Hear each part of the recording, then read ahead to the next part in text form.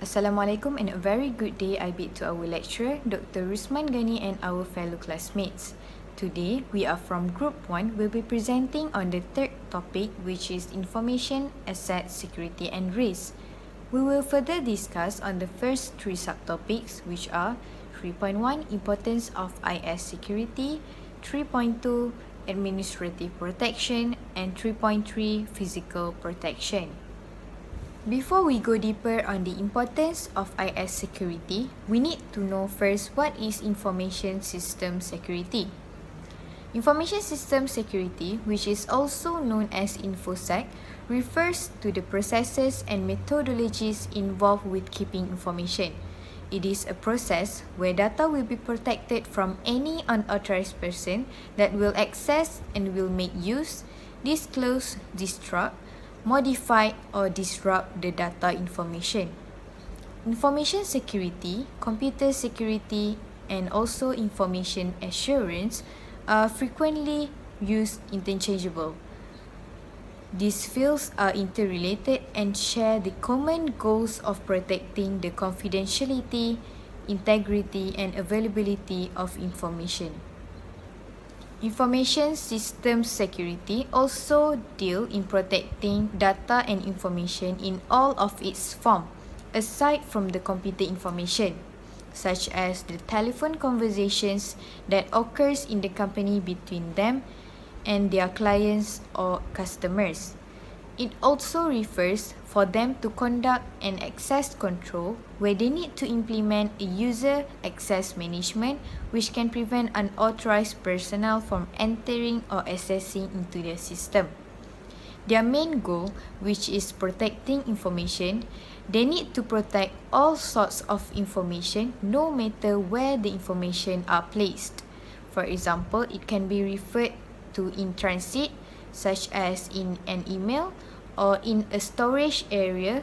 They need to be ensured that they are secured. Moreover, the detection and remediation of security breaches as well as documenting those events as an evidence.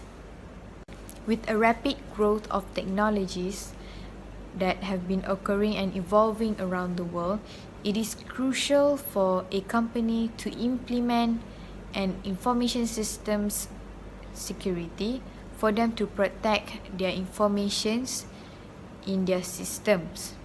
So it is important for a company to ensure that their IS security are in a good condition and can function well and secure all the information that they obtain from their clients or customers are secured in the system. They need to conduct an effective measures so that the information will not be leaked to an authorized personnel, and also they can gain trust from their client and customers. Information systems are vulnerable to a number of threats and require strict control, such as continuing countermeasures that they always do in their businesses or companies, and also they need to perform a regular audits to ensure that their system remains secure. From the audits, they can know the weaknesses of their system and try to fix it within the time. Information system easily exposed to computer and crime abuse, such as computer crime, phishing, Trojan horse attack, DDoS, and so on. These are some types of malware or viruses that can attack the computer or system that the company operated. What is computer crime?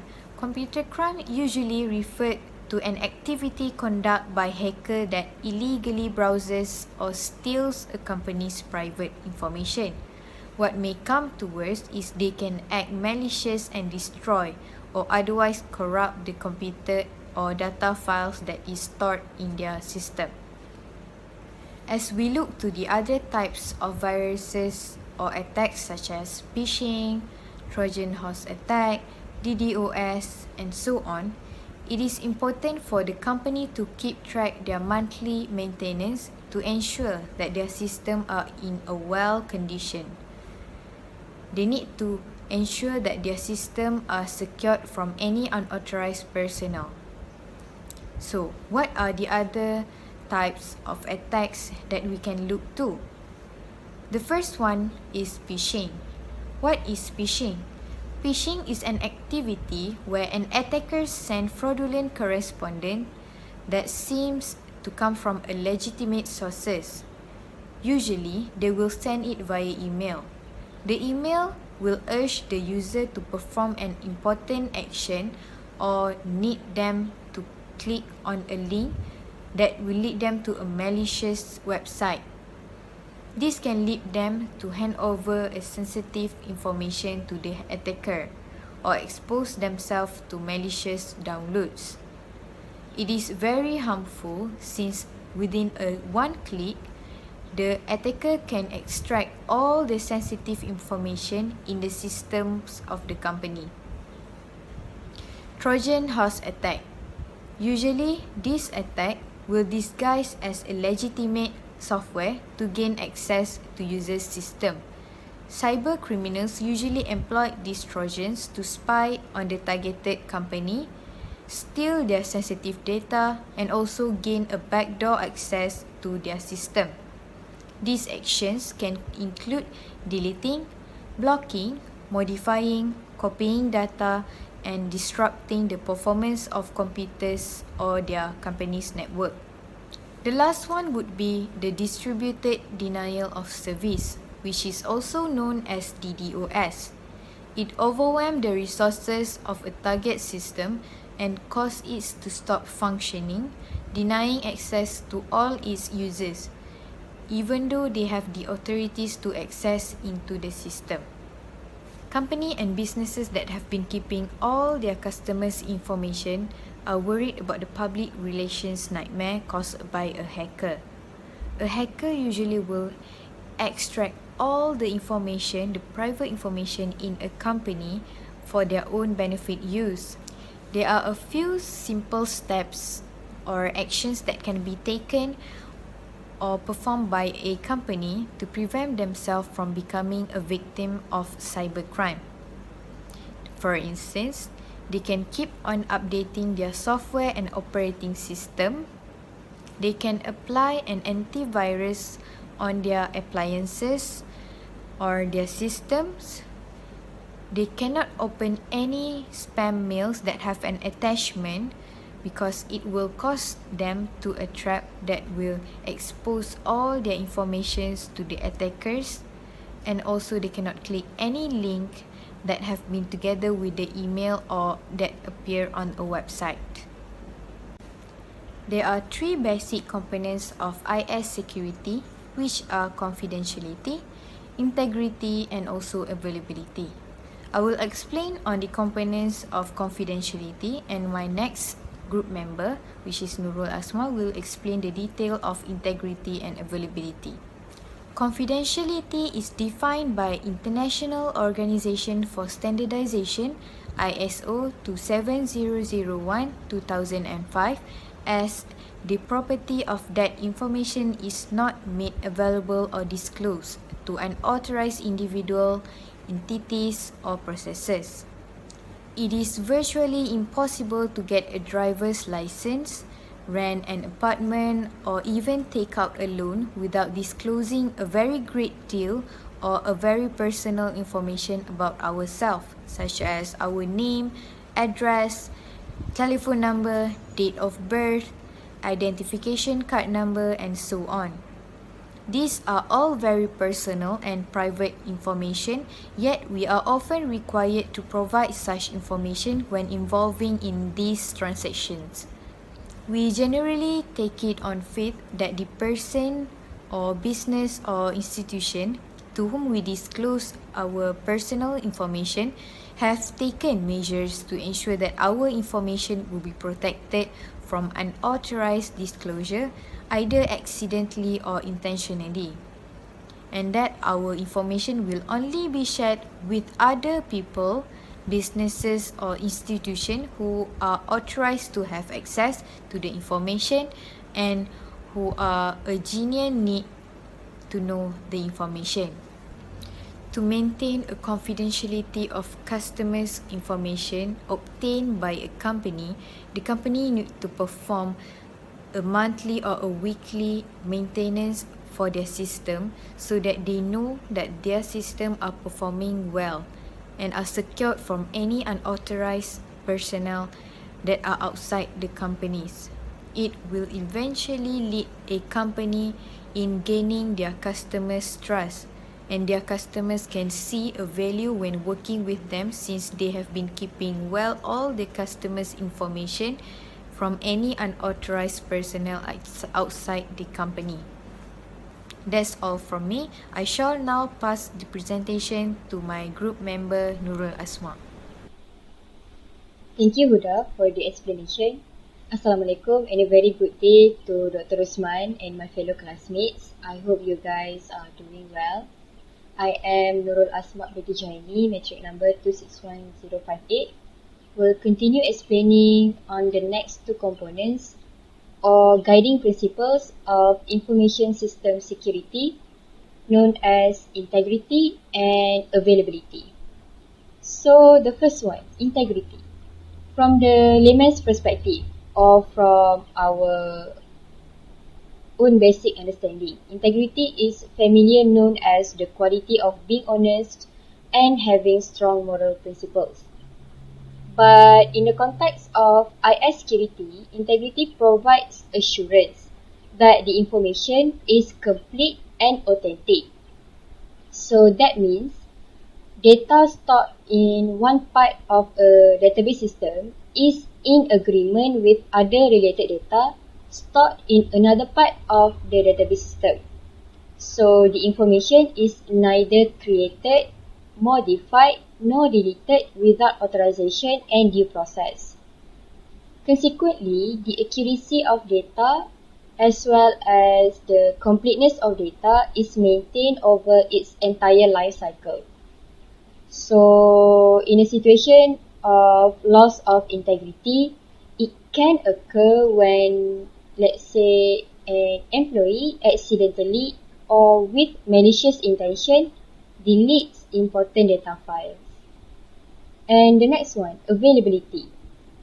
The concept of availability means that the information, the computing systems used to process information and the security controls used to protect the information are readily available and functioning correctly when they are needed.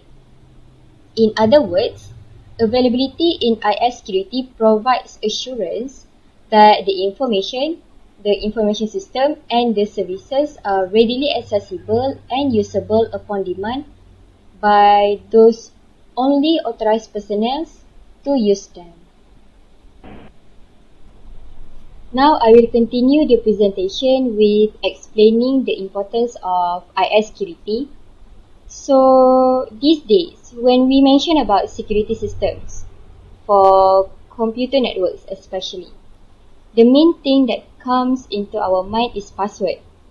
Right, we think that having a good password is already enough, when the truth is, it is more than that. With the ever-changing technology and people's way of exchanging information only at their fingertips, it is very easy for the information to be stolen, for the information to be bartered or exchanged with something else, or for the information to be taken for personal gain. So exchange of information can happen when we simply logs into our emails, when we swipes a card at the markets for transaction purposes, when we sign up for newsletters and many other things without we realize. So this is where IS security comes to the rescue to help protect those information against data theft. So actually there are many importance of IS security, but I will only stress on 4.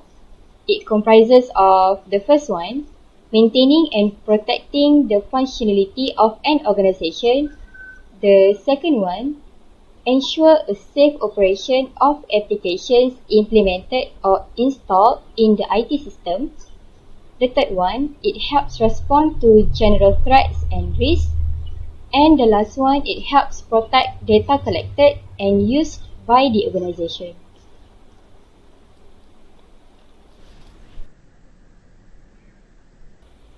So we will look at the first importance of IS security, which is maintains and protects the functionality of an organization. So both general management and IT management hold the responsibility to implement information security that maintains and protects the organization's ability to function.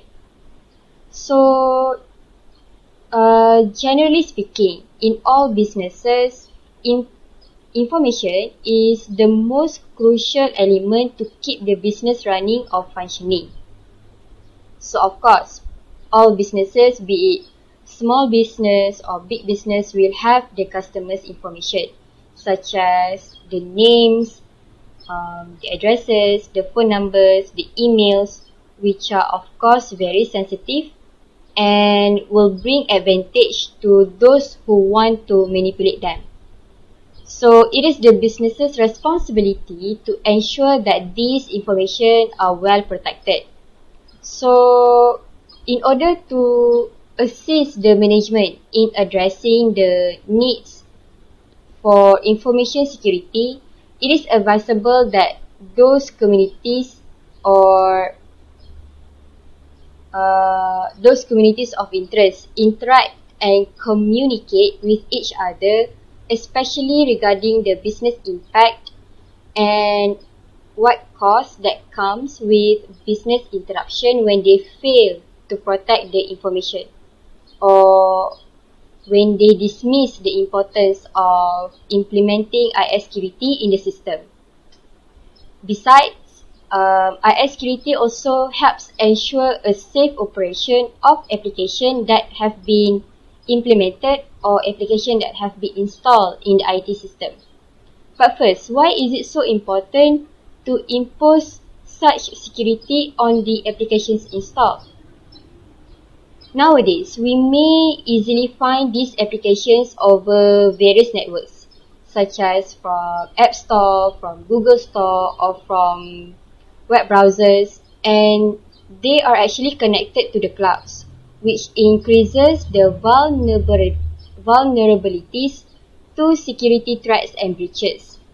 So these days, the organizations are in dire need of environment that safeguard those applications. So in order to protect the data, an organization will install appropriate and trusted antivirus software and other applications of the same kind. So IS security is important to protect the application installed as well as the data stored in the computer to help prevent data damage or loss. Okay, next. Information system security also help response to general threats and risks. But what is meant by general threats? General threats to information system may include hardware and software failures such as power loss or data corruption, and then malware, which can be understood as the malicious software designed to disrupt computer operation, and then viruses, phishing, and human error. Human error includes careless data disposal, incorrect data processing, as well as accidental opening of infected email attachment. So, of course, information system is always exposed to such risks and threats. The security is needed to detect and immediately respond to those risks. But how does IS security actually respond to those risks? One of them is by properly configuring security controls that are alert to possible attacks and help towards them. This includes software such as anti-malware applications, firewalls, email security solutions, and many more. And last but not least, the importance of information security is also to help protect data that have been collected and used by the organization. Otherwise, it is accessible by just anyone. Let's say in unlucky situations, if the information falls into the wrong hands, it may not only cause interruptions that can impact the daily operation of the organization, but in worst case, it can also destroy life. So IS security programs will help secure the data so that only authorized personnel can access or modify it. So in this case, the organisation is responsible to appoint someone that is trustable enough to become that authorized personnel, and that person will be given the special password to access or modify into the data. So typically, IS security will help protect data against corruption as well as maintaining the privacy of the data. So I guess that is all from me. Thank you so much for your attention. I will pass to the next presenter. Assalamualaikum warahmatullahi wabarakatuh, and a very good day I bid to our lecturer Dr. Rosman bin Ghani, and also to our friends. My name is Nur Arina binti Idrus, metric number 264480, and I will explain about subtopic 3.2, which is administrative protection.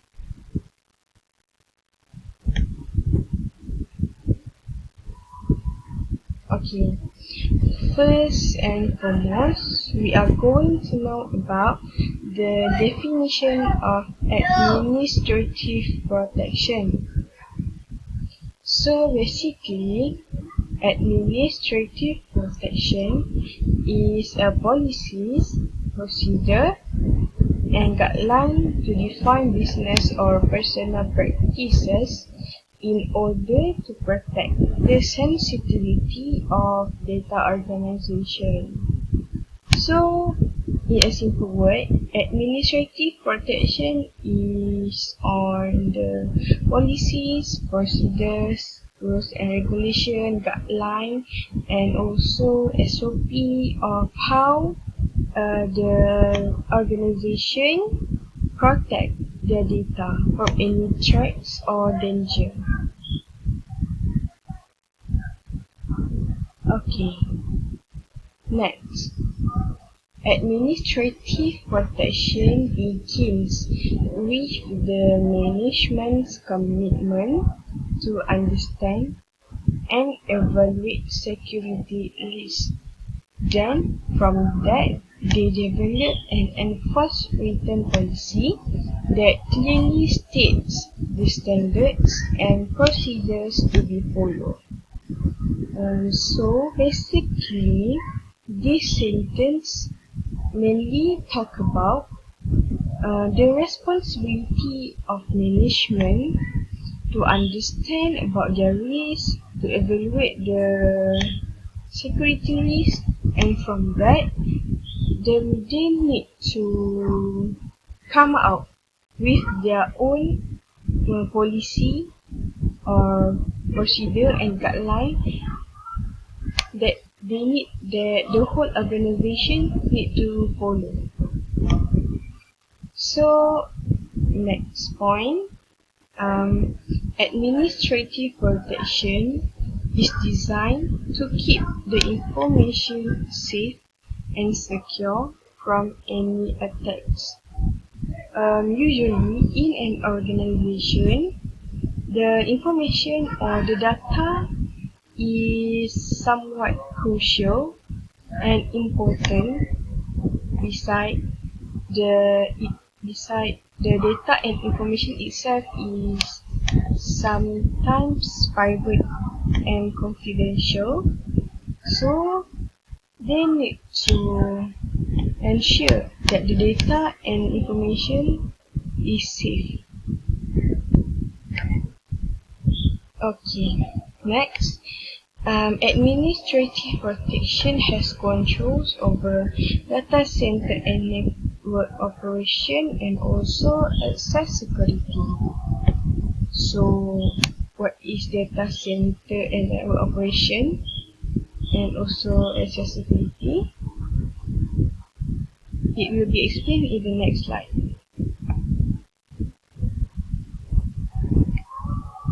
Okay. The first one is data center and network operation. So basically, a data center is a facility that centralized and organization, shared IT operation and equipment for the purpose of either storing, processing, and disseminating data and application. Or in other words, data center and network operation is where the organization operates the data, whether for storing, processing, or disseminating the data.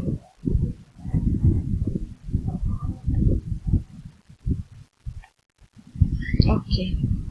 The second component of administrative protection is access security.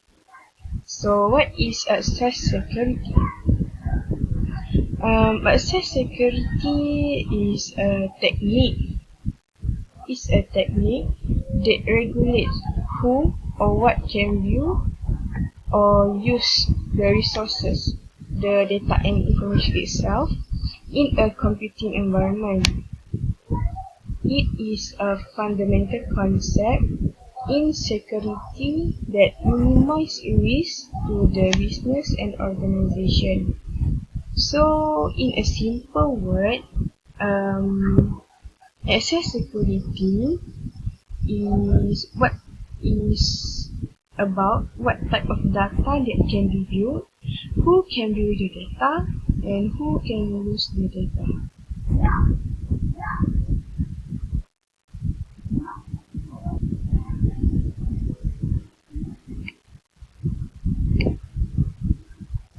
Okay. Next, we are going to know about the function of administrative protection. So, the function of administrative protection usually includes the first one, maintaining access rule to data and other IT resources. Second, as the data and information is crucial, so administrative protection function to maintain security and confidentiality over the issuance and maintenance of authorized user IDs and passwords. Okay, the third function is by having administrative protection, it can monitor security violation and taking corrective action to ensure that adequate security is provided. Okay, for the fourth function, as the technology keep changing and the function of administrative protection is periodically reviewing and evaluating the security policy and suggesting necessary changes to management. So, as they are keeping up with the changes, the data and information or the system as a whole will be secure despite any changes or improvement in any way of attacks or threat of dangers. Okay, the fifth function is preparing and monitoring the security awareness program for all employees. So basically, administrative protection need to prepare and also monitor on the awareness of the security in each of the employee. So if they see that the employee has low level of awareness, they or the organization might do something or do a program to increase the security awareness of their employee. And the last function of administrative protection is to testing the security architecture to evaluate the security strength and detect possible threats. Okay. The next things that we are going to cover is importance of control over data center and access security. Okay. The first important is why we have control over data center and access security is to ensure the continuity of operation. So how can we ensure the continuity of operation is by the data center that keep running 24 hours. And then the second importance is to prevent or detect errors during program execution. So basically, most of the system down is caused by human error, such as wrong data files or wrong conduct of activities.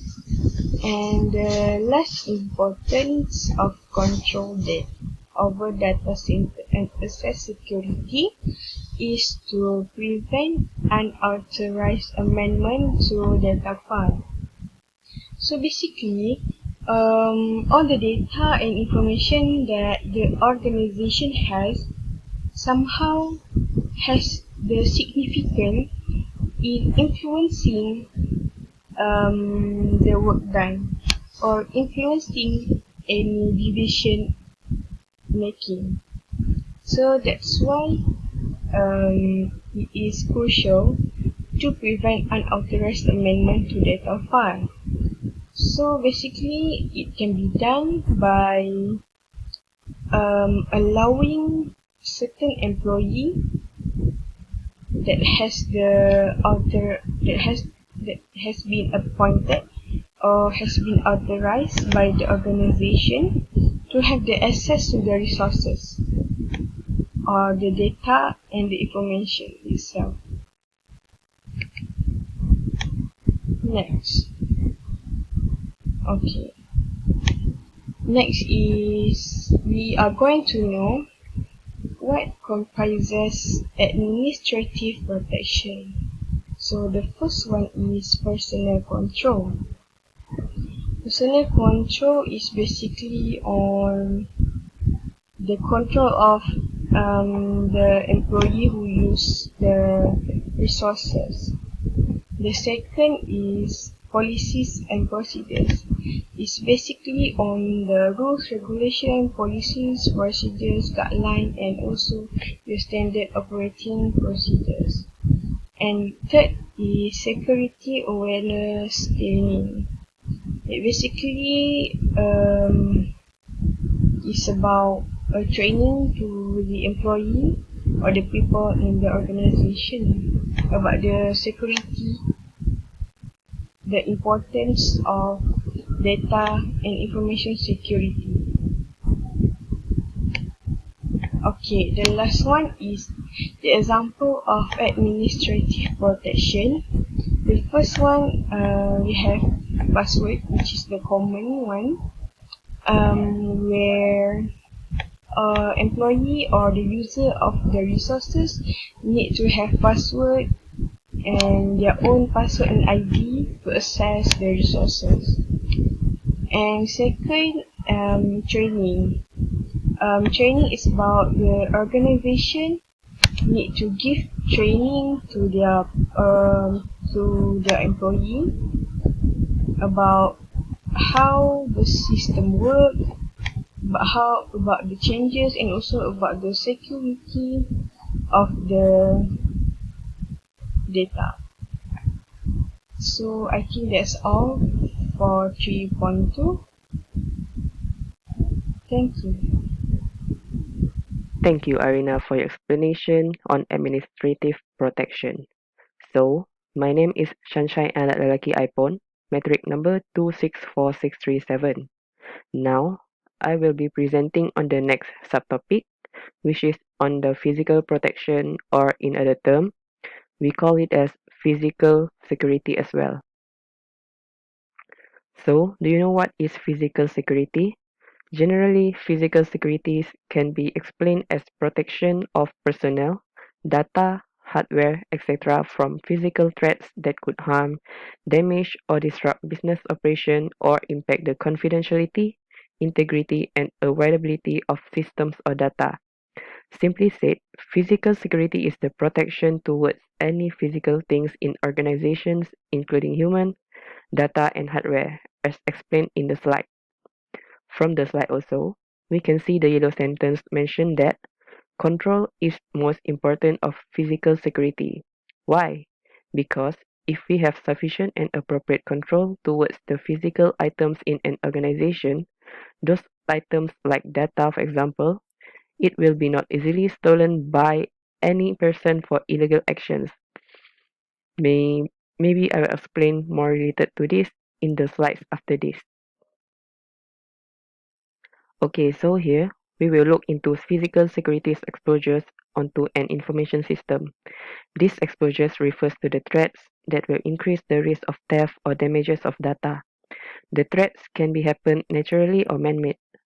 Okay, first we will see how an organization exposed to natural events such as floods, fire, hurricanes, and so on, as listed in the slide.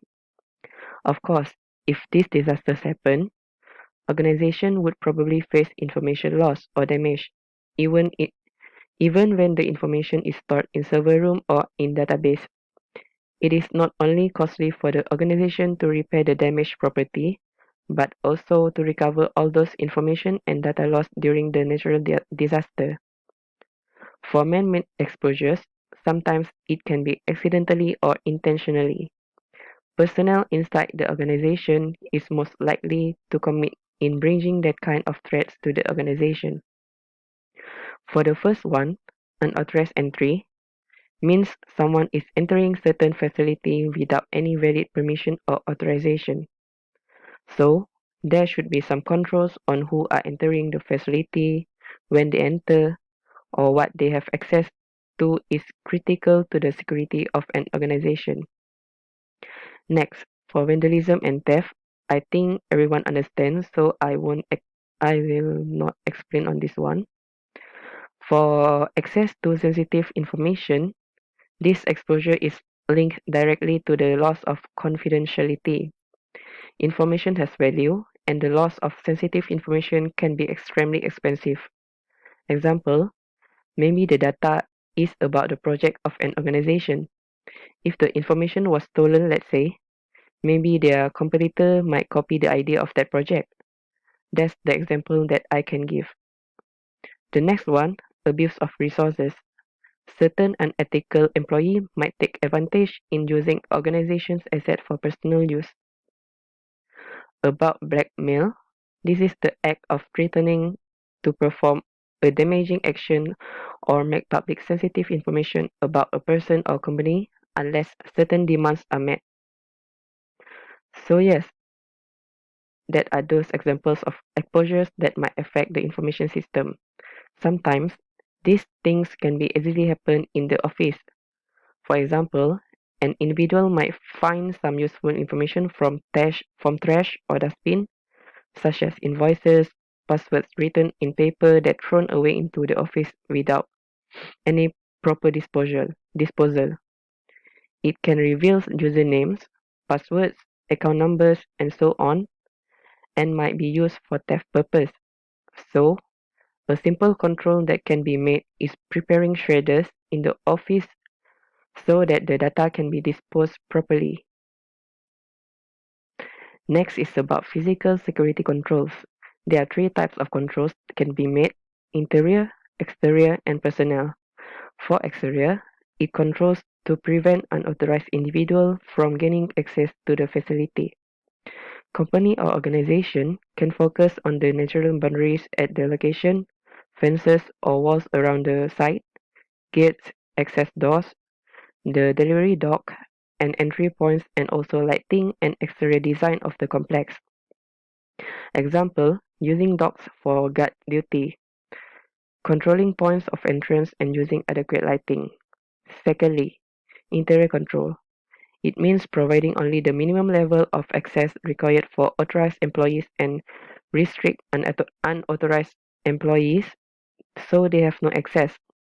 Well, for this, some examples are about using appropriate door lock system, and maybe there should be sufficient number of security guards in that building or properties.